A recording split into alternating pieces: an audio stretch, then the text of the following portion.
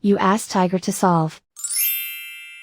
This deals with linear equations with one unknown. The final result is x equals -3. Let's solve it step by step. Group all x terms on the left side of the equation. Subtract 6x from both sides. Group like terms. Simplify the arithmetic. Group like terms. Simplify the arithmetic. Group all constants on the right side of the equation. Add 3 to both sides. Simplify the arithmetic.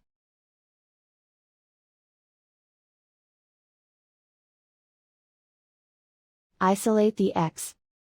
Divide both sides by 2.